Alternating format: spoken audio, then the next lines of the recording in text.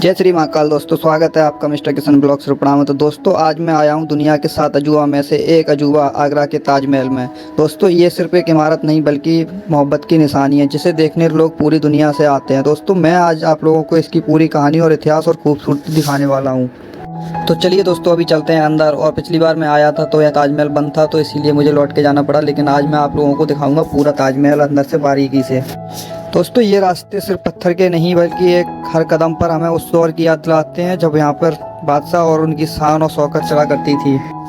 दोस्तों यहाँ अंदर जाने वाला हर रास्ता किसी न किसी खास जगह ले जाता है। कभी ये रास्ते शाही जुलूस और सेना के लिए इस्तेमाल हुआ करते थे। और दोस्तों ये दादी बैठी हुई हैं और ये बेच रही हैं। अंदर जब जूते उतारने के बाद में अंदर ताजमहल में जाओगे तो पहनना पड़ता है पैरों में दोस्तों, तो उसके लिए मैंने ये ले लिया है। और आप लोग भी आएँ तो आप लोग भी बाहर से ले सकते हैं। और ये 5 रुपये जोड़ी मिलते हैं, 10 रुपये के 2 मिलते हैं। तो इनको पहनने के बाद अंदर जाया जाता है ताजमहल में, तो आप लोग इसको लेकर ही अंदर जाना।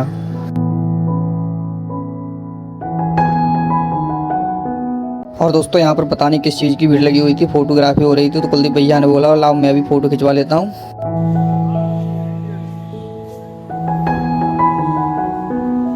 तो दोस्तों अब हम पहुंच गए हैं टिकट काउंटर पर और यहाँ से अंदर जाने के लिए टिकट लेना पड़ता है। दोस्तों टिकट की कीमत यहाँ पर 50 रुपये है। तो चलो दोस्तों टिकट ले लेते हैं, फिर चलते हैं अंदर की दुनिया को एक्सप्लोर करने के लिए। ये रहा हमारा टिकट दोस्तों। अब ऑफिशियली हम एंट्री करने वाले हैं आगरा के इस ऐतिहासिक खजाने में।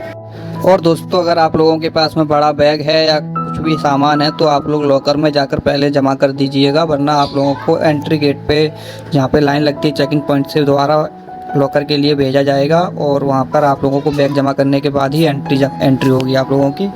और दोस्तों मुझे भी नहीं पता था तो मैं बैग लेके चला गया था, तो मुझे भी वहाँ से अंदर से चेकिंग पॉइंट पर से दोबारा भेजा गया था लॉकर के लिए। तो मैं भी वापस लॉकर लेके बैग रखने के लिए आया था। और 20 रुपये दोस्तों यहाँ की टिकट है। तो पहले आप लोग सीधा बैग जमा करने के बाद ही अंदर जाइएगा।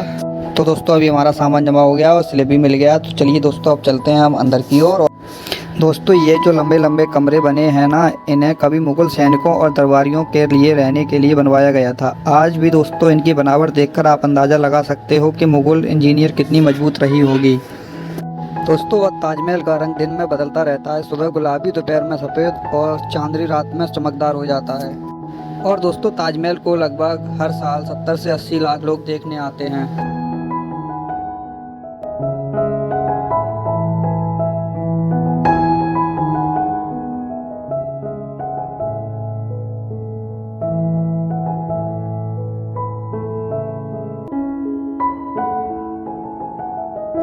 दोस्तों ये है ताजमहल का ग्रेट गेट जिसे दरवाज़ा ए रोजा कहा जाता है। दोस्तों लाल पत्थर और सफ़ेद संगमरमर की नक्काशी इसे बेहद खूबसूरत बनाती है।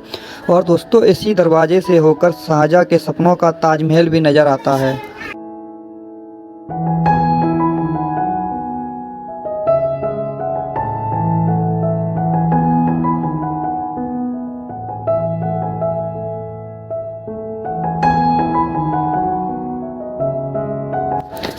दोस्तों अंदर आते ही आप देख सकते हैं ये ऊंची छत और लटकता हुआ घंटा, ये उस दौर की शिल्पकला और आस्था दोनों का प्रतीक है और दोस्तों जब रोशनी इस गेट से अंदर आती है तो यहाँ की खूबसूरती और 4 गुनी ज़्यादा बढ़ जाती है। दोस्तों अभी हम ताजमहल के ग्रेट गेट के अंदर हैं और दोस्तों इस दरवाजे को दरवाज़ा ए रोजा कहा जाता है। दोस्तों ये लाल बनुआ पत्थर से बना है और इसकी दीवारों पर आपको खूबसूरत संगमरमर की नक्काशी और कुरान की आयतें भी लिखी नज़र आएंगी। और दोस्तों सबसे बड़ी ख़ास बात यह है जब आप इसके अंदर से देखते हैं तो ताजमहल का पहला नज़ारा बिल्कुल एक फ्रेम की तरह दिखाई देता है दोस्तों, यानी जैसे कि किसी तस्वीर को चौखट में सजाया गया हो। और दोस्तों इसी वजह से यहाँ खड़े होकर लोग सबसे ज़्यादा फ़ोटो और वीडियो बनवाते हैं। और दोस्तों अंग्रेज़ों के समय में बहुत सारे कीमती पत्थर यहाँ से निकाल लिए गए थे।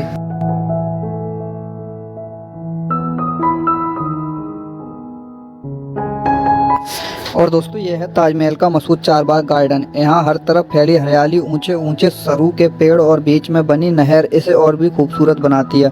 दोस्तों इस नहर के पानी में ताजमहल का पूरा प्रतिबिंब दिखाई देता है। और देखिए दोस्तों ये फुब्बारे मुग़ल दौर की इंजीनियरिंग का एक ऐसा कमाल है कि हर फुब्बारे से पानी बिल्कुल बराबर ऊंचाई तक ही उठता है। और दोस्तों 1983 में ताजमहल को यूनेस्को वर्ल्ड हेरिटेज साइट घोषित भी किया गया था।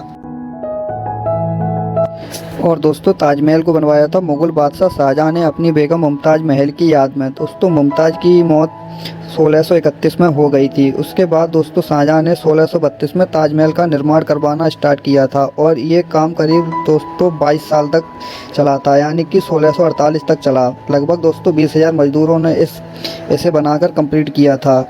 और दोस्तों उस समय ताजमहल को बनने में करीब 3 करोड़ 20 लाख रुपए की लागत लगी थी। दोस्तों अब ज़रा इन 4 मीनारों पर नज़र डालिए। तो दोस्तों ये चारों मीनारें ताजमहल को चारों तरफ से घेर कर रखती हैं और इसकी खूबसूरती को कई गुना बढ़ा देती हैं। दोस्तों हर मीनार करीब 40 मीटर ऊंची और इसकी खास बात यह है कि इन्हें हल्का सा बाहर की ओर झुकाकर बनाया गया है। दोस्तों बाहर की साइड झुकाकर इसको इसलिए बनाया गया है क्योंकि ताकि अगर कभी भूकंप या किसी हादसा हो तो मीनारा बाहर की तरफ गिरें और मुख्य मकबरे को कोई नुकसान न पहुँचे। तो दोस्तों आप लोग सोचिए, मुग़ल इंजीनियरों ने सैकड़ों साल पहले ये इतनी बारीकी से सुरक्षा का ध्यान रखा था। और दोस्तों साथ ही में ये मीनारा सिर्फ सजावट के लिए नहीं बल्कि असल में अजान मजान की पुकार के लिए भी इस्तेमाल की जाती थी। दोस्तों अब नज़र डालिए जिस खूबसूरत लाल पत्थर की इमारत पर। ये सिर्फ दोस्तों सजावट के लिए नहीं बल्कि इसके भी अपने एक धार्मिक और ऐतिहासिक मायने हैं। दोस्तों ताजमहल के एक ओर बनी मस्जिद जहां नमाज अदा की जाती थी और दूसरी ओर बना मेहमान खाना जहां दूर दराज से आए मेहमान ठहरते थे। दोस्तों लाल बलुआ पत्थर और संगमरमर की नक्काशी का ये मेल मुग़ल वास्तुकला की एक पहचान है। यानी दोस्तों यहाँ पर सिर्फ मकबरा ही नहीं बल्कि पूरी की पूरी एक सोच समझकर बनाई गई संरचना मौजूद है। दोस्तों सफ़ेद संगमरमर का ताजमहल और उसके दोनों तरफ बना ये लाल पत्थर की इमारतें जैसे दिन और रात का संगम है, जो एक दूसरे की खूबसूरती को और भी बढ़ा देते हैं। दोस्तों पूरा का पूरा ताजमहल सफ़ेद संगमरमर पत्थर से बना हुआ है जो राजस्थान के मकराना से लेकर आया गया था।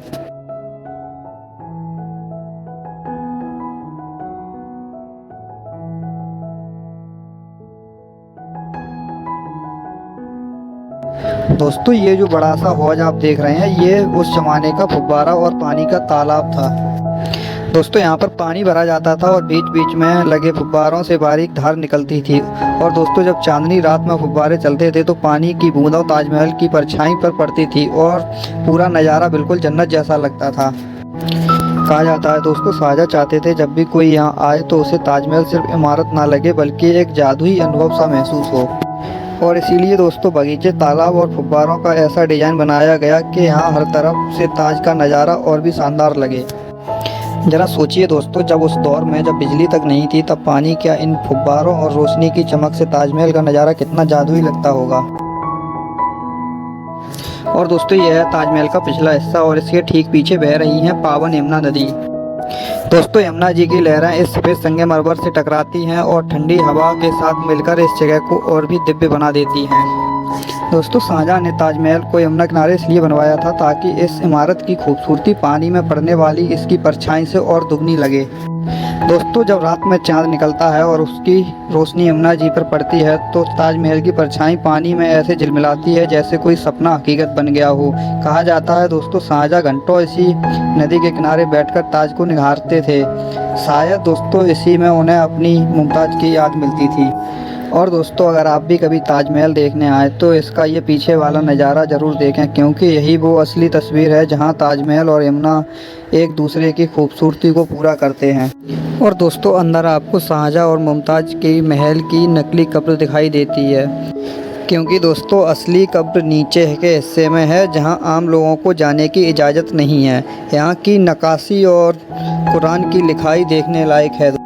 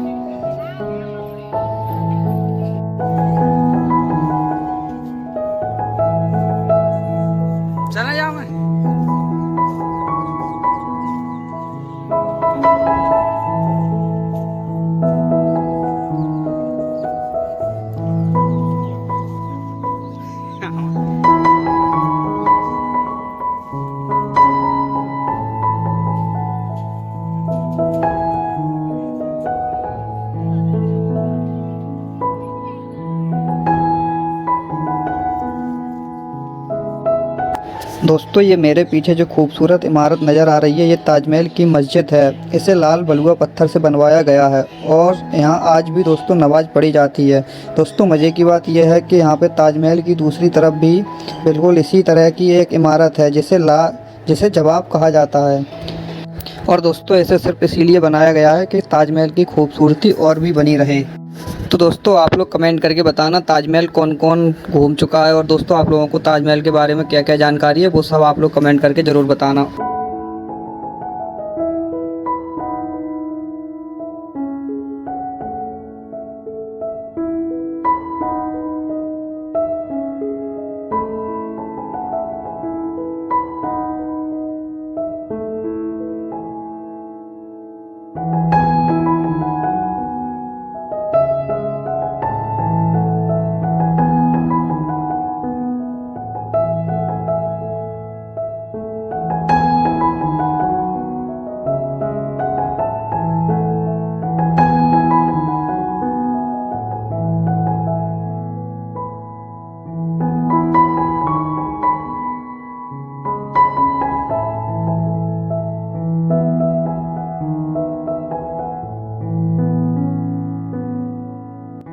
तो दोस्तों ये था आज का ताजमहल का सफ़र। सच कहूँ दोस्तों तो जब तक आप खुद यहाँ आकर इसे अपनी आंखों से नहीं देखते तब तक इसकी असली खूबसूरती का एहसास नहीं कर सकते हो। दोस्तों ताजमहल सिर्फ एक इमारत नहीं है, ये मोहब्बत की निशानी है जिसे सदियाँ बीत जाने के बाद भी लोग याद करते हैं। और दोस्तों यहाँ का हर कोना, हर दीवार, हर नक्काशी अपने अंदर एक कहानी समेटे हुए है। तो चलिए दोस्तों आज का ब्लॉग हम यहीं ख़त्म करते हैं, और आप लोगों को मेरा ये ताजमहल का ब्लॉग पसंद आया हो तो वीडियो को लाइक, शेयर और चैनल को सब्सक्राइब जरूर कर लीजिएगा। तो चलिए दोस्तों मिलते हैं नेक्स्ट ब्लॉग में। जय श्री महाकाल।